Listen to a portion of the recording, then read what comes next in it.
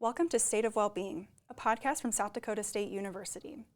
The State of Wellbeing is a holistic well-being podcast with the goal of supporting the campus community as we strive to be a growing, high-performing, and healthy university. Welcome back to State of Wellbeing. This episode, we are talking all about relationships. I'm Caitlin Walters, the Wellbeing Specialist. And my name is Amanda Jansen, and I am a staff counselor at the SDSU Student Health Clinic and Counseling Services. Amanda, thanks so much for joining me today. I wanted to start by just what interests you in talking about relationships, and I know it's a big part of your work. Mm-hmm. Where did that interest come from?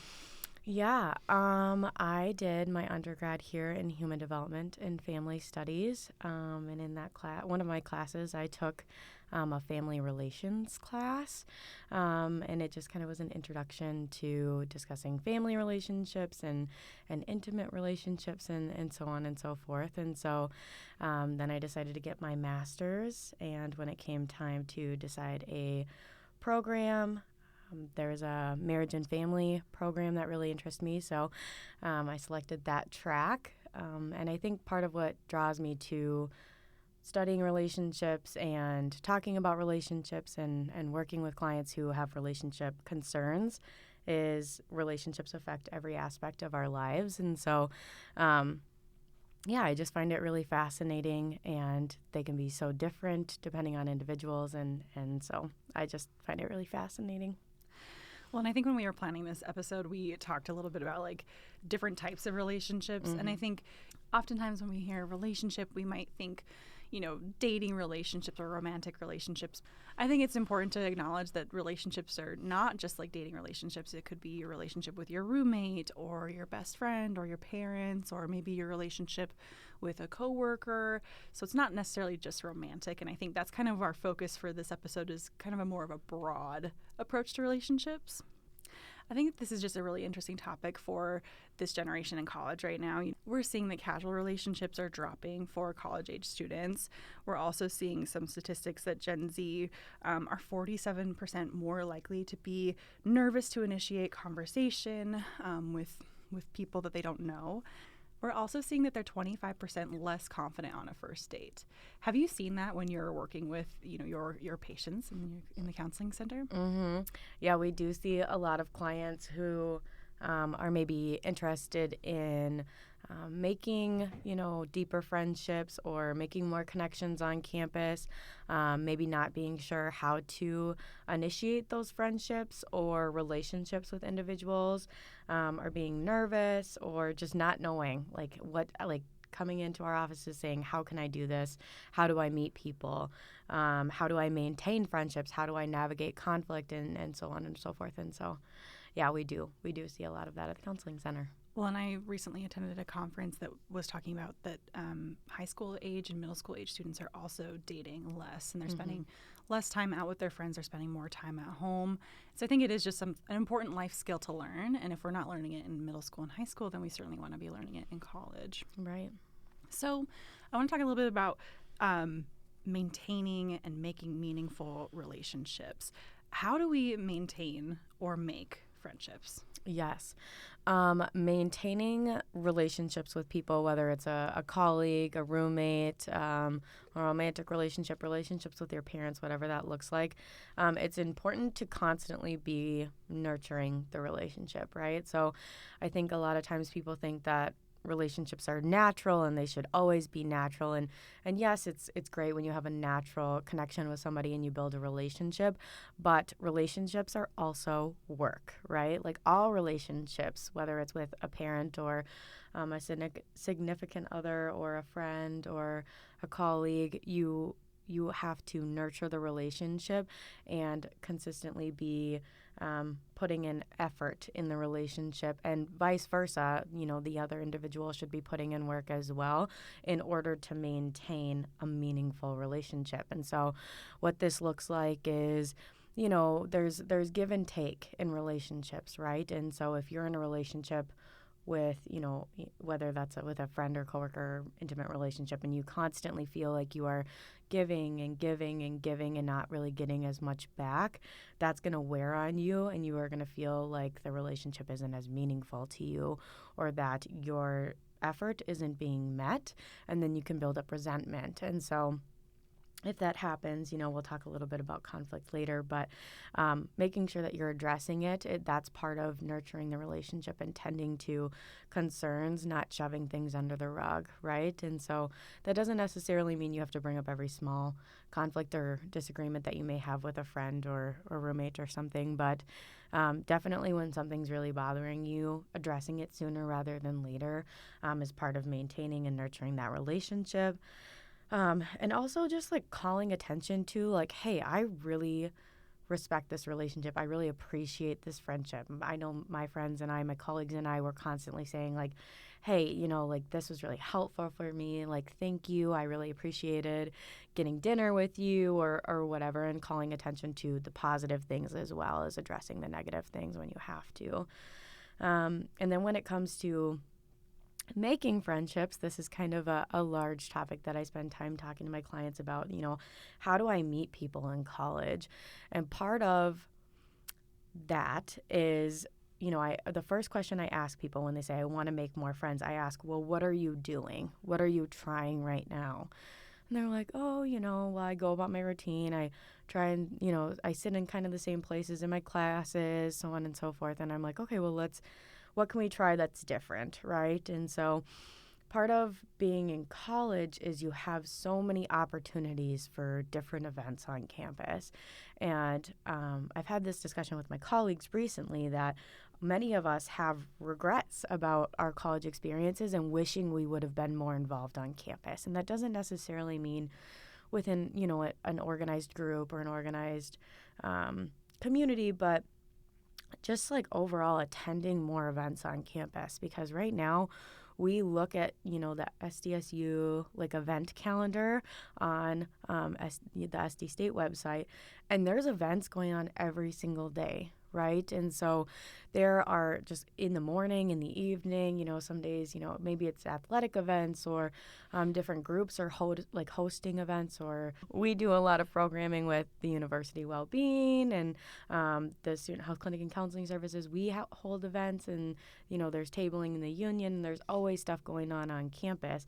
And I encourage my students to just even look at the calendar, right? And just say, well, what's going on today? And you can go by yourself, you can go with a friend.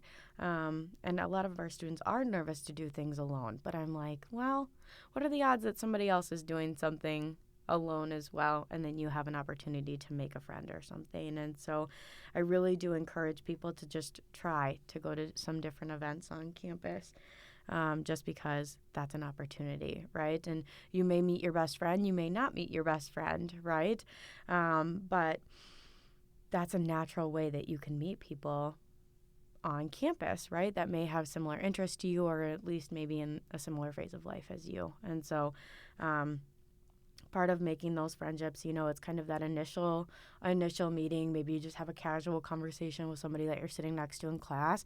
And then part of that's taking it to the next level. Hey, do you want to grab lunch after this? Hey, I like to study in the library. Do you want to come study in the library with me sometime? Hey, do you have the notes from class on Tuesday? I was gone, And so kind of taking it to the next level, and then assessing if that person is somebody who you feel like you can have a deeper connection with. If it's not, okay, you tried your best, maybe the next one is your future partner or future best friend or future roommate or whatever it is. But just because you go get coffee with somebody doesn't mean they have to be your best friend. They might be, but that's also just it's good practice. It's good experience. Making friends is a little bit like dating. It might not be the right one right away, but you have to keep trying, No, I love that. I think that's great advice. And I think, if we think about this episode's coming out in February, and so we're kind of at that time of the year where people maybe are trying to set resolutions and we have a whole bunch of feelings on resolutions, but I think it is good to set some goals, right? Mm-hmm.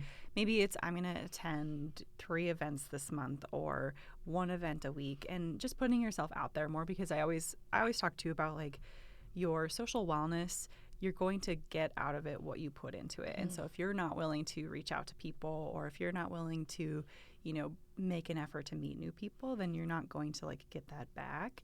And so it really is just like putting yourself out there a little bit, and maybe even like being willing to be a little vulnerable and like, hey, I'm looking for a friend. Like, I think it's okay to be honest about that kind of stuff, because I think like when you start being a little bit more honest about, I'm looking for a friend to spend some time with, a lot of people are probably relating that you don't realize. And so being honest about that and maybe making some connections with people that are also looking for friends. Right. And sometimes my clients will say, oh, that's embarrassing to do that. That's embarrassing to say, like, hey, like, I'm looking for a friend, or I'm looking for somebody to grab coffee with. I'm looking for this, or I'm looking for that. And I like to challenge that a little bit and say, well, if your friend came to you and said, hey, I did this at this event. I went up to somebody and I said, hey, I'm here alone. Like, can I sit by you, or can I join your party, whatever it is?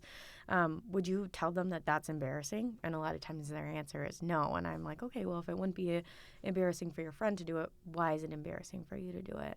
And then they just kind of give me a blank look. So I like to challenge people a little bit on that too. Yeah, I think that is like extending the grace to yourself that you would extend to others, I think is super important. Oh. I wanted to talk a little bit more about like self-love and maybe even some self-awareness.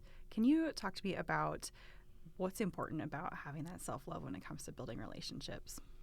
Yeah, it's super important. I think kind of a cliche saying that we hear often is, if you can't love yourself, how do you expect other people to love you? I don't really love that saying, but there may be some truth to it, right? Like, we should be kind to ourselves, kind of relating to what you said a little bit previously, right? Like, we need to give ourselves some grace, and I think we need to give ourselves some love. I think I say this to my clients often, we are our own biggest critic. Like, we are so critical of ourselves. We say things to ourselves that we would never say to our mom, we would never say to our sister, we would never say to our partner, and so how is that fair that you're treating yourself that way? Because at the end of the day, you spend the most time with yourself, right? In your own head. You spend all of your time with yourself, right? And so I think we need to learn to be kinder to ourselves. And so part of that, people may think this is cheesy, but I encourage my clients to, if you find yourself saying something negative or harmful about yourself to yourself, right?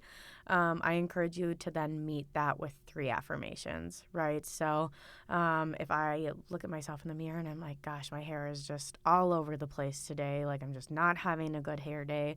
It's maybe not the meanest thing, but it's definitely not nice, right?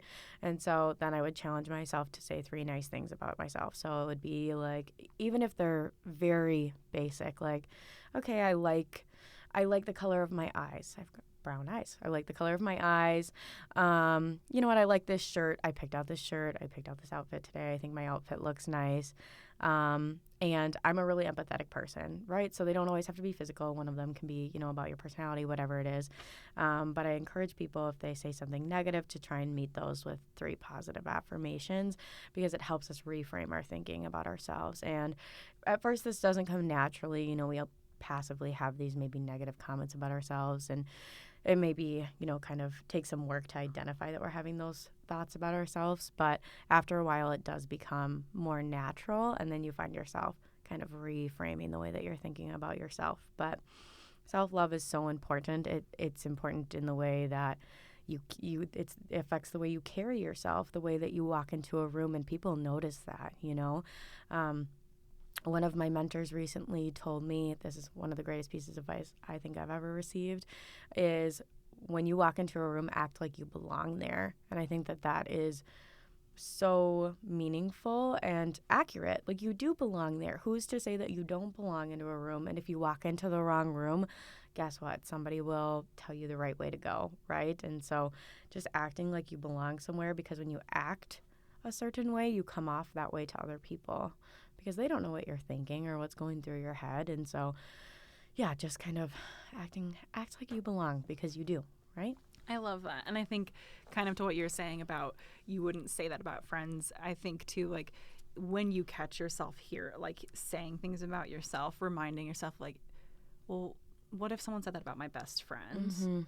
and what would I like say to that, or how would that make me feel if someone was saying about my best friend? And this is like super cheesy, but just when you hear yourself saying it, say like, hey, don't speak about my friend like that, because you would probably stop someone if they were talking about your friend like that. So trying to, kind of work through that. So we've talked a little bit about self-love, and we've talked about, confidence and building some of that self-confidence. Can we talk a little bit about maybe increasing your awareness of your own needs and being a better advocate about what you need? For sure, right. So in relationships, I think a lot of times when we're initially starting a relationship, right, romantic with a roommate or something, we may let things slide at first, right, because we're trying to build that relationship. So let's say you meet a new friend and you guys have hung out once or twice, and then that friend starts blowing you off, right? Like, oh, let's reschedule. And it's really last minute, and it's really hurting your feelings. And so it happens once and you're like, okay, not a big deal, right? And then happens twice and you're like, oh, this is kind of really making me upset, right? And then third time you're like, okay, I'm kind of at my breaking point. You are allowed to call attention to that, right? Because we talked about, making meaningful and building and keeping meaningful relationships previously. Part of that is also having a set of expectations for the relationships that you have in your life. And it doesn't matter if that person's been in your life for 5 minutes or for 20 years. You are allowed to set expectations that you have in relationships, right? And so if somebody is being disrespectful or not being kind or not meeting you with the same energy that you would give them, you are allowed to call attention to that. And you don't have to be mean about it. You don't have to be disrespectful, but you are allowed to kind of call attention to it and set expectations in any relationship, right? So yeah, I think just kind of, being aware of what your expectations are when you enter a relationship is really important. So if people come to me and they're maybe seeking out new relationships or seeking out new friendships or whatever it is, I do have them, typically write down like, well, I ask them, what are you looking for in a friend? What are you looking for in a partner? What are your expectations? What has not gone well for you in relationships previously? What are qualities that people have had that you haven't necessarily enjoyed, right? Because everybody is so different and we're looking for different things in different relationships that we have in our lives. And so you're allowed to have those expectations. I think, too, it's important to acknowledge that those needs can change depending on, maybe they can change week to week, they could change month to month. And so when those needs change, I think it's important to just kind of be aware of what your needs are in the moment. And so, we talk a lot about like being able to balance your academics with your relationships. If you're here in college, maybe a top priority for you right now is being able to dedicate time to studying and focusing and not getting distracted. And if you recognize, this relationship is constantly distracting me from what is really important, what my needs are. My needs are to be able to spend time studying. I think just being able to recognize that and kind of even list out some of those things that you're like, this is important to me right now and this is a priority.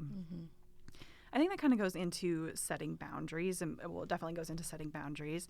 How do we, like, so you've said we've recognized our needs, we know what we want from friendships. How do we set boundaries? Yes, we could have a whole hour-long conversation about boundaries.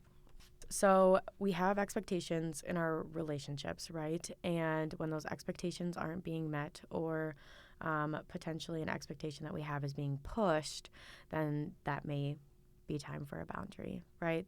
So for example, let's say we have set aside a couple hours to study because we have an exam on Friday. So let's say it's Thursday night. We've set aside the last kind of 3 hours of our night to study. And our significant other is like, hey, I really want to see you. I feel like I haven't seen you this week. I'm going to go back home this weekend, so I'd like to see you before I go home. And you've already let your partner know that you intend on studying. And although you, yes, want to see them, you are like, no, like we're not gonna see each other tonight. We can see each other next week because I really need to study for this exam that I have on Friday morning, right? And you kind of set that boundary, and let's say they kind of push it. They're like, oh, come on, like you studied all week, like you're way prepared, like you're gonna be fine. That's kind of maybe an example of somebody trying to push a boundary a little bit. And so when we have people push boundaries, that can sometimes lead into conflict, right? And so just kind of staying firm in your boundaries can be really important, right? And it can be something as small as somebody asking you something kind of repetitively to try and maybe get a different answer.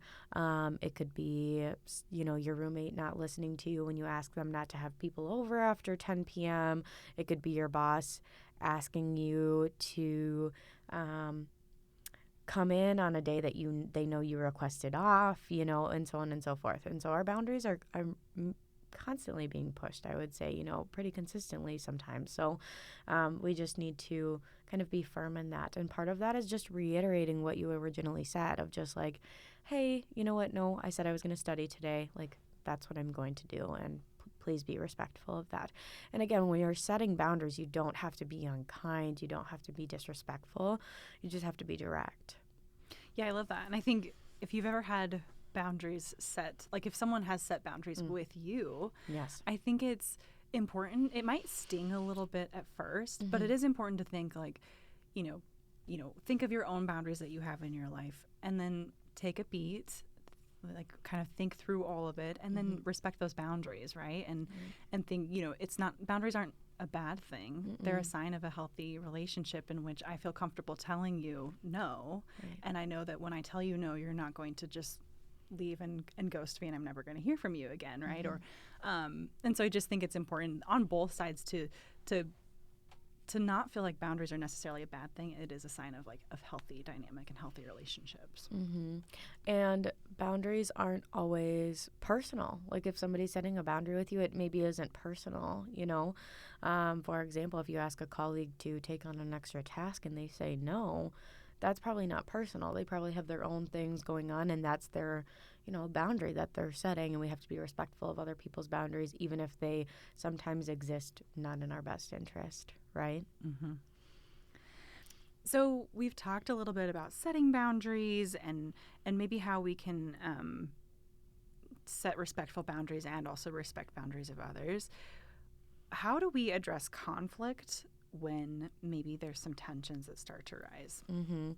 Conflict can be really challenging, especially, nobody likes conflict in relationships, but the reality is in many, if not all relationships that you have in your life, you should at some point experience some level of conflict if you care about the relationship, right? Whether that's with a colleague or a friend or an intimate partner, conflict arises kind of randomly at various different times. And that doesn't always mean, it's talking behind each other's back or screaming at each other in the office.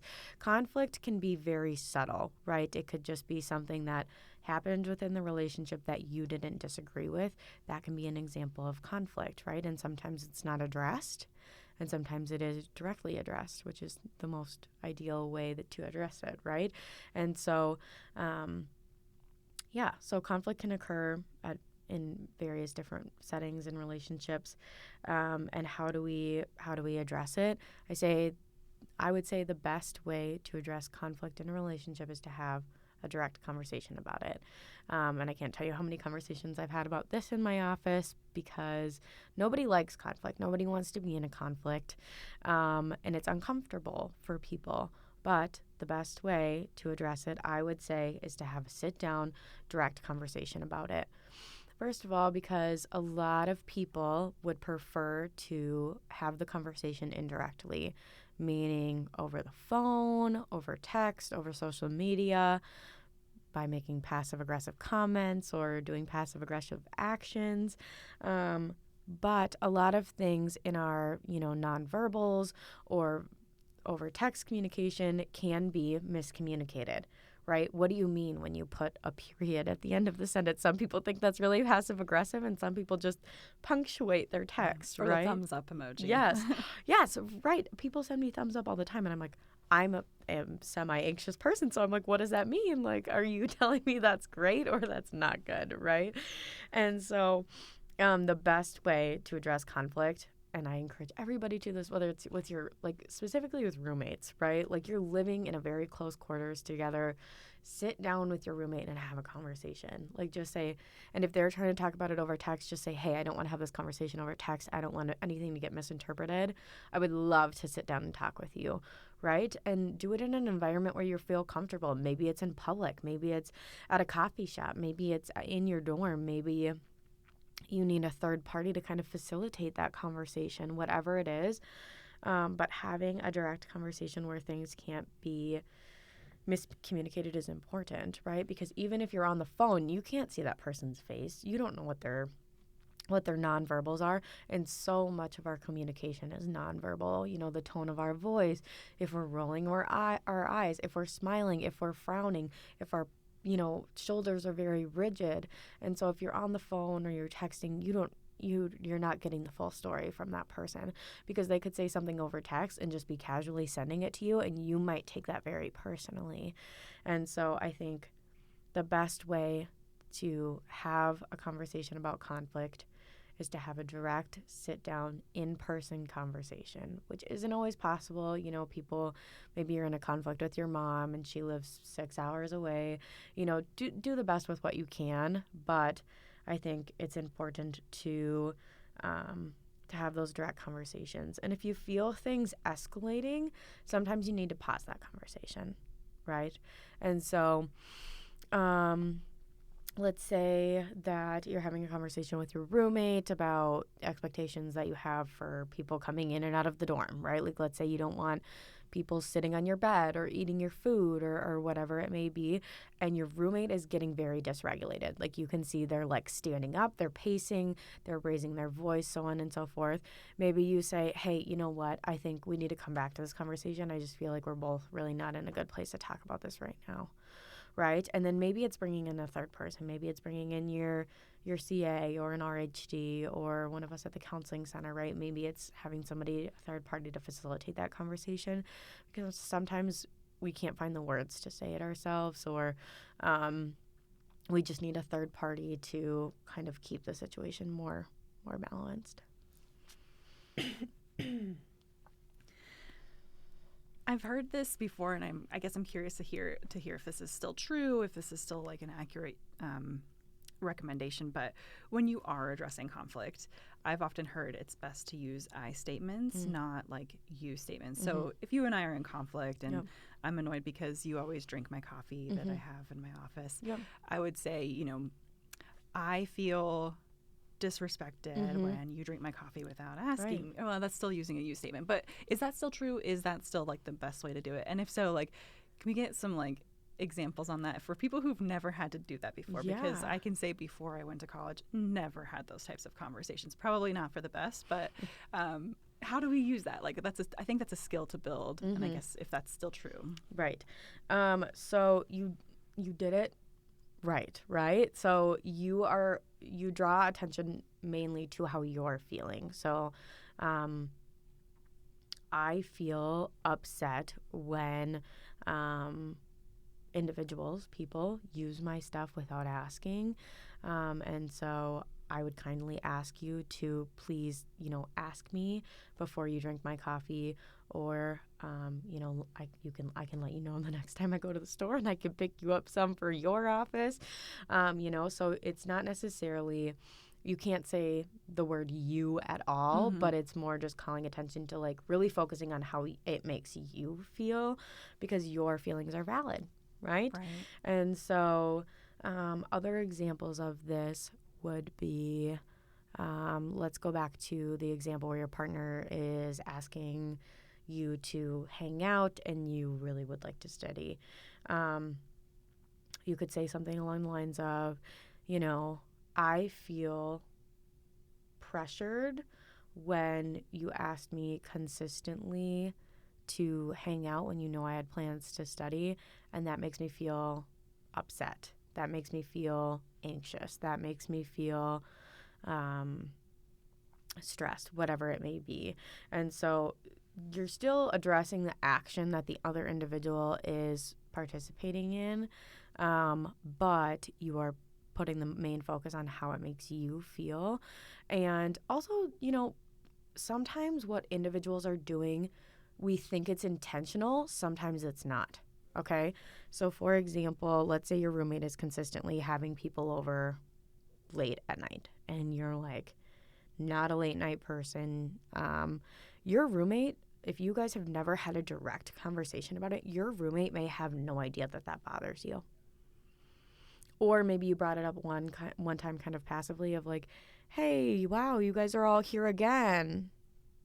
They may have thought you were actually joking. Some people don't get the sarcasm. Some people, there is just so many things that can be interpreted in different ways about our communication.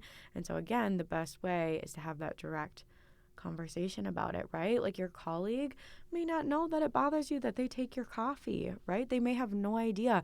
And you may think that's common sense. Don't take my stuff. But they may have no idea. And so you just have to have that conversation and just be so clear. Like, are we being clear in our communication, right? When things are not being received by the other individual, and just sometimes trying to give people the benefit of the doubt, because it may feel malicious, it may feel intentional, and it may not be. We don't know other people's intentions. Well, and I think trying to avoid, we said bring it to your feelings and how it makes you feel. I think it's also really important to avoid like labeling or saying like you always or you never or you are X, Y, or Z. Like you're selfish. Like anytime you start using like descriptors onto that other person, it's going to put up I think it puts up like a wall because that person is like maybe hurt or they're feeling like that's not true. I don't always, and so I think trying to avoid any of those like, I know there's a word for it, but I can't think of it, but trying to avoid any of those types of like descriptors for another person. Yeah. I think it's way more important to just like keep it on yourself, because then they're allowed to say how they feel. Maybe they feel you always go to bed really early and I don't like that, and so trying to like let each of you kind of express your own feelings. Right. So when we, I'm not saying that conflict necessarily means that all relationships need to come to an end, but how do we recognize when a friendship or a relationship is maybe no longer positive in our life, and how do we end a relationship? Yes. I would say ending a relationship is a little bit subjective, right?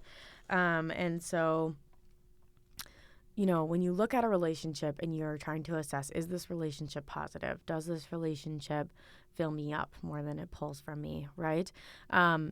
That's maybe a little bit subjective, because you could look at somebody else's relationship and say that relationship is not meaningful, that relationship's not positive. But nobody knows the actual ins and outs of the relationship other than the two people who are in the relationship, whether that's two friends, two colleagues, but any relationship between, one or two or more individuals, right? And so you have to take a step back and really assess, like, what is this relationship giving to me? How is this relationship benefiting me, right?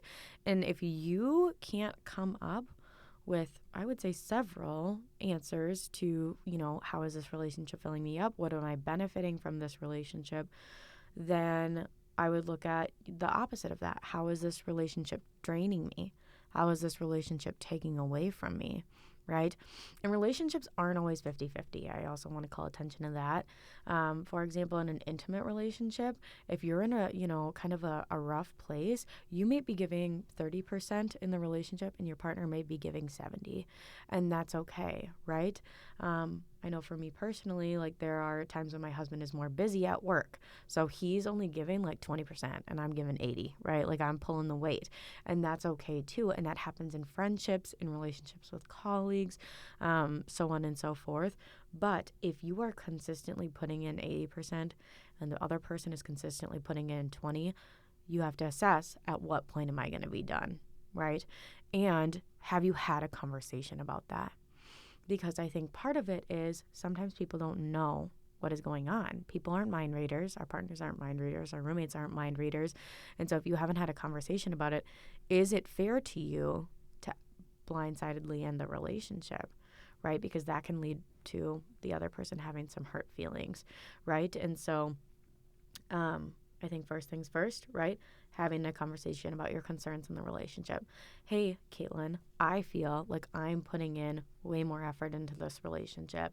I feel like I'm always getting you coffee and you've never, got me coffee or offered to come to my office for a meeting or whatever it may be. That's never happened. But, maybe it's, having that conversation and you're like, I'm so sorry. Like, I thought that you preferred to come to my office and I thought the coffee was just a nice gesture. I'm so sorry. Like, I can definitely come to your office more.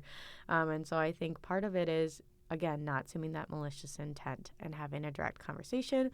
If you have multiple kind of those direct conversations, nothing's changing and you're just exhausted by the relationship, I think that that's a good sign that it's maybe time to end the relationship. Yeah, and I often try, I love feedback in general. I think it always makes me better.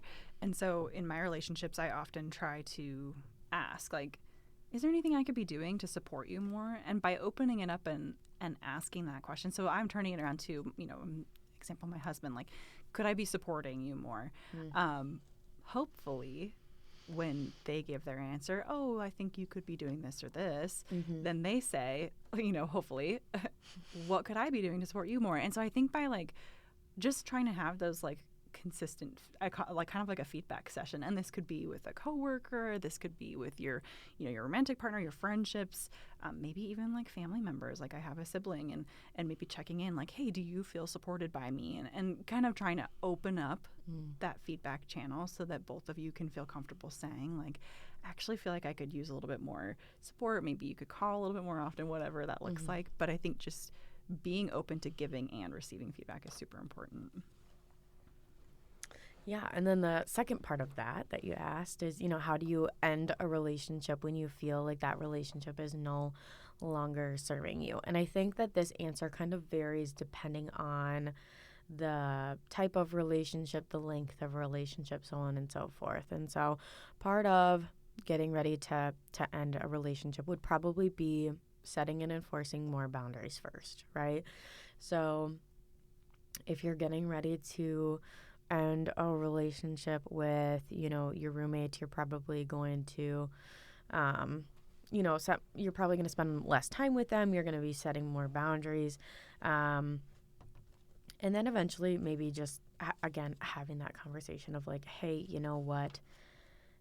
This relationship is no longer serving me. I feel like, we are in different places, or I feel like we don't have the same, I feel like my values are different, or my goals may have changed.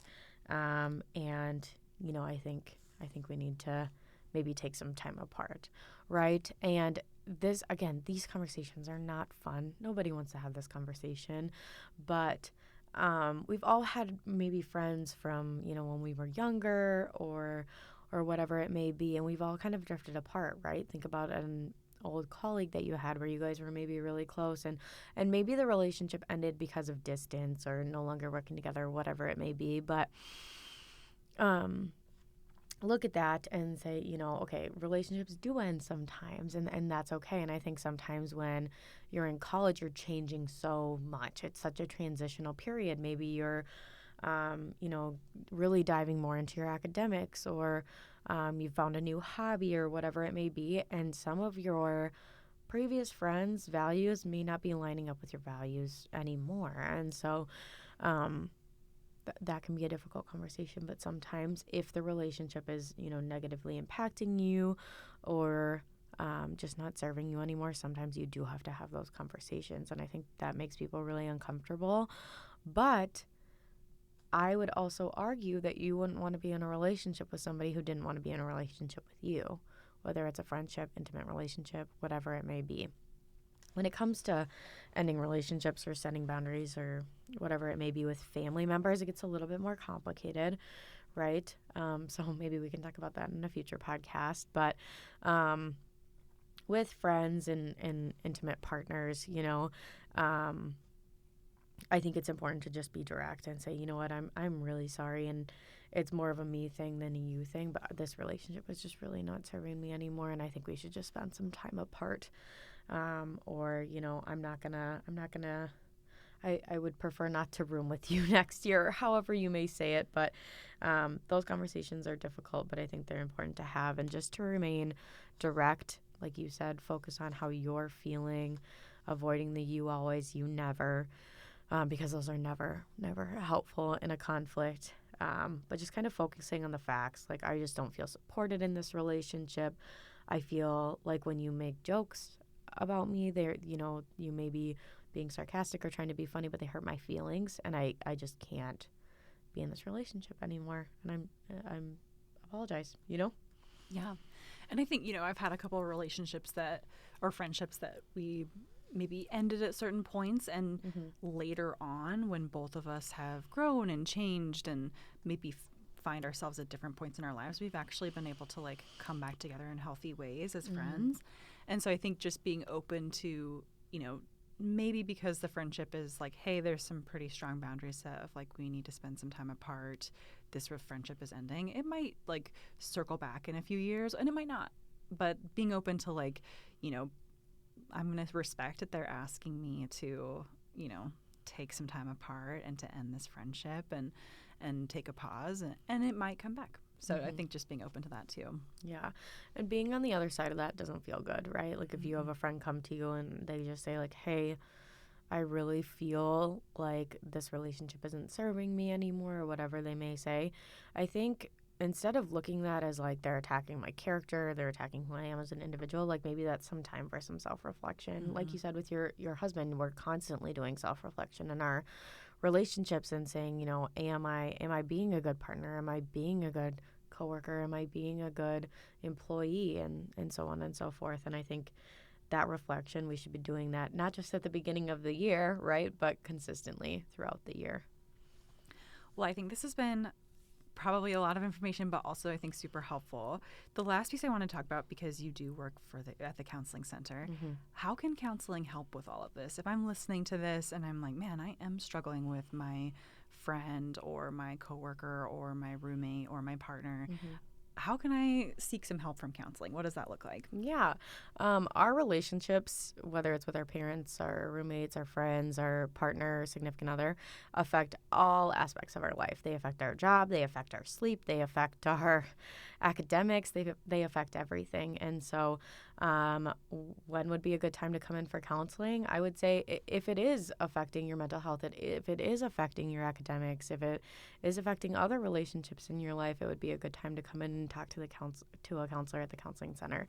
At the Student Health Clinic and Counseling Services, counseling is free. It's included in students' tuition fees, and so counseling at our clinic is completely free. How you can come in and see us is you just walk in for a same-day screening appointment, and you just say, hey, I'm here for a mental health screening, and you will be meeting with a counselor the same day. And so it's relatively easy to do. You can find more information on our website, but if you really find that relationships are, kind of impacting various areas of your life, I would encourage you to come in, even if you only meet with us for 1 or 2 sessions. If we can and guide you or give you some assistance in some way, we are more than willing to do so. We also offer a variety of services at the Student Health Clinic and Counseling Services. Myself personally, I've done couples counseling with a couple different sets of students on campus. We have done co-counseling with a student and their roommate. We've done counseling with friends. We've helped people navigate conflict in our offices. And so if that's a service that you want to utilize, again, same thing, you would just come in for a screening and just let the counselor who's screening you know that that's a service that you're interested in, but we are more than willing to help any individual navigate any sort of conflict. We also have several groups that we offer at the counseling center that we will be running starting in the spring. They kind of start at different times, but we have a women supporting women group that I will be leading and facilitating. That's all about just building community for women on campus. We also have a surviving families group that kind of really hones in on those parental relationships. and maybe setting some boundaries with family members and so on and so forth. And so we do have a lot of different groups going on. You can find those again on our website. How you get connected with group is, again, same thing. You come in for a screening appointment. And then just tell your screening counselor that you're interested in getting involved in group, and they'll provide you with the days and times, and you can kind of see how it fits in your schedule. So. Well, I think that's really wonderful and really great information to share. So, Amanda, thank you so much for joining me today. I'm excited. I think this is really great information for students and for folks on campus. So, thank you so much. Yeah, thank you for having me. Thank you for listening to this episode of State of Wellbeing, a podcast from South Dakota State University. This podcast is brought to you by the Mental Wellbeing Team and SD State Health.